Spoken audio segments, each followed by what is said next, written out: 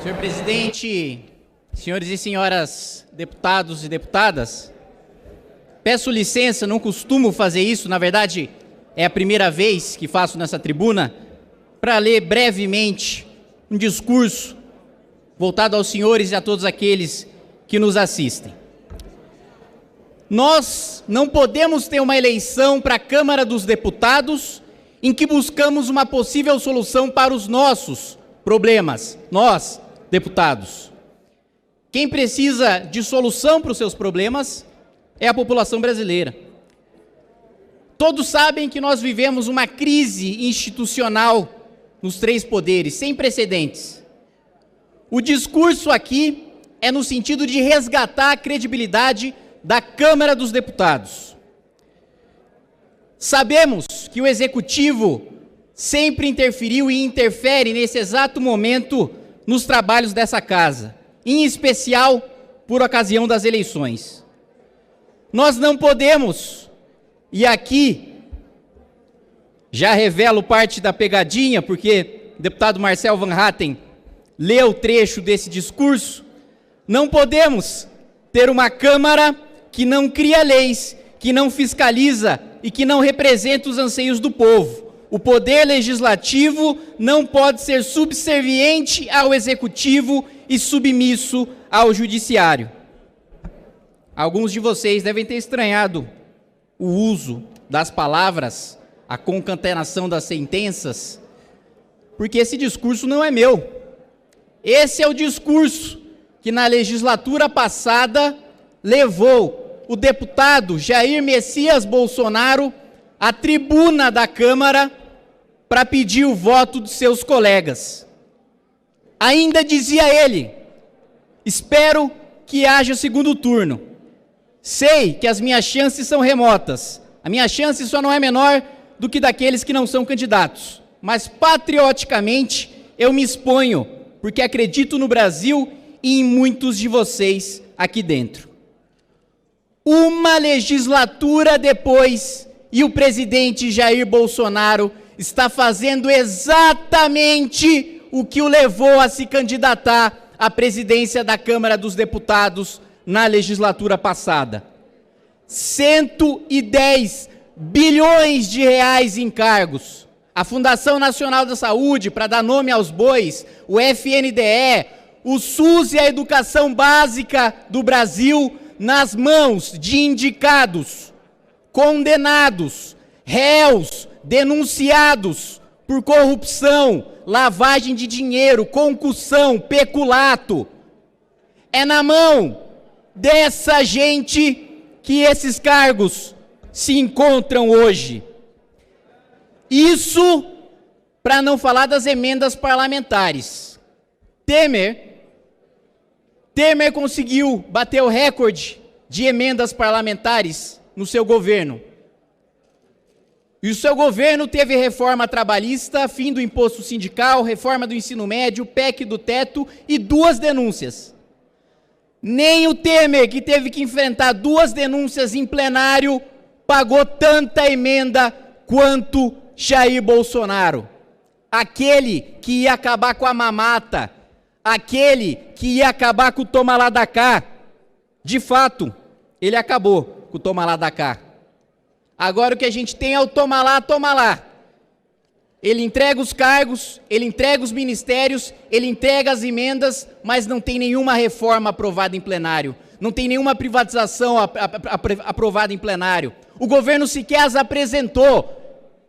E nos poucos projetos que apresentou, não fez nada para que fossem aprovados dentro dessa casa. E os senhores sabem que eu estou falando a verdade. A Casa Civil não existe mais. Virou um parquinho para marmanjo andar de FAB pelo país e ficar sendo chamado de ministro. O governo se isenta de toda e qualquer responsabilidade das matérias que manda para essa casa. Joga nas costas do parlamento. Por isso, eu lanço essa candidatura de protesto, para mostrar o quanto o presidente Jair Bolsonaro não é nada mais do que um traidor. E essa não é a primeira vez que ele trai a população brasileira. Traiu quando prometeu acabar com reeleição. mas nunca mandou o fim da reeleição para o plenário dessa casa e já está em campanha para 22.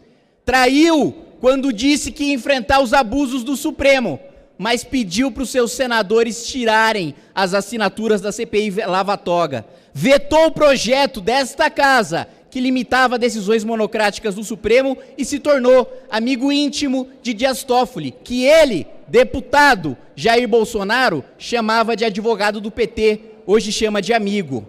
Traiu quando disse que ia promover uma agenda reformista e de privatizações, mas manteve a EBC com um comentarista como se fosse a Coreia do Norte dando vivas ao presidente da República, fazendo propaganda estatal. Passou 2 anos de mandato e até agora o que a gente tem é 1/3 de reforma tributária, com os outros 2/3 prometendo o CCPMF. Traiu quando disse que ia acabar com uma mata, mas deu 4 milhões de reais para o seu filho Carluxo contratar uma equipe de propaganda sem licitação durante a pandemia. Disse que ia acabar com a mamata, mas dobrou os gastos com cartão corporativo. Disse que ia acabar com a mamata, mas pagou 41 milhões de reais para a empresa da esposa do seu advogado. Traiu quando disse que ia nomear um ministério técnico, mas escolheu 2 ministros da educação que não sabiam falar português. Um por não ser brasileiro, outro para o seu analfabeto funcional. E o terceiro, eu nem vou citar, porque eu não sei se o currículo é verdadeiro ou falso. Traiu quando disse que ia combater o crime, mas mandou medida provisória para essa casa para extinguir o COAF. Pediu foro privilegiado para o filho, barrou a aprovação da PEC da segunda instância, suspendeu o julgamento de homicida, ladrão, estuprador, sancionando, sem conversar com a magistratura ou com o Ministério Público, a emenda do juiz de garantias. Sancionou também a lei de abuso de autoridade contra policiais, juízes e promotores. Tudo isso para proteger a si mesmo e a sua família de quadrilheiros, vagabundos e corruptos. Por isso, lanço essa candidatura de protesto com pauta única, o impeachment. Se estão incomodados em ser chamados de vagabundo, quadrilheiro e corrupto, me processa e ganha na justiça. Eu sei que não tem culhão pra isso, tem culhão pra ficar falando na internet. Chega no plenário, é tudo tchutchuca do Centrão, é tudo venda de voto, enquanto iam pra rua pedir Lava Jato, pedir COAF com Moro, pedir prisão em segunda instância, não pedia liminar para o Gilmar Mendes no Supremo,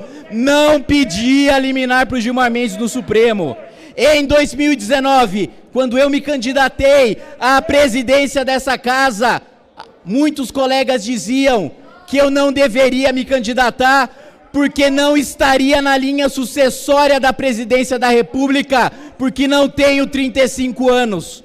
Veja só que ironia, os mesmos que diziam que eu não poderia estar na linha sucessória da presidência da República por não ter 35 anos e que a casa não poderia perder essa prerrogativa, hoje votam num réu, num condenado que estará fora da linha sucessória, não por falta de idade, mas por denúncia de corrupção.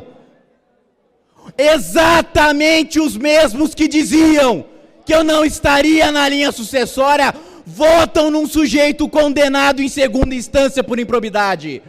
Votam num sujeito réu por corrupção e lavagem de dinheiro. E acham que isso é ser conservador. Acham que isso é ser liberal. Carlos Lacerda sentiria vergonha de ver um verme como Jair Bolsonaro chamando-se de conservador. Roberto Campos teria vergonha de ver um senhor como Paulo Guedes intitulando-se liberal. Ulisses Guimarães, em 1973, quando lançou uma candidatura contra a farsa da ditadura militar, seu objetivo era expor a farsa do regime que montava um teatro travestido de eleição presidencial. E o deputado Eduardo Bolsonaro, que grita no fundo, parece muito másculo agora, mas quando lhe chamei em debate, por repetidas vezes, na tribuna e no plenário dessa casa, fugiu com seus seguranças da Polícia Federal, por não ter a hombridade, de falar no olho a olho. Parafraseando o doutor Ulisses, eu não sou o candidato vitorioso, eu sou o anticandidato para denunciar a anti-eleição imposta pela anti-república, fustigada pela compra de votos com cargos e emendas. Essas palavras do doutor Ulisses. Agora, minhas palavras. Prefiro perder uma eleição do que perder a minha alma. Prefiro perder uma eleição do que manchar o nome da minha família me associando a criminoso. Essa vergonha eu nunca vou dar para minha família. Se prepara, Jair Bolsonaro. A sua hora vai chegar. Quem vende a alma ao demônio aprende que o capeta cobra com juros e correção monetária. Vamos aguardar o resultado da presidência e o relacionamento do Bolsonaro com a presidência nos próximos meses. Obrigado, presidente.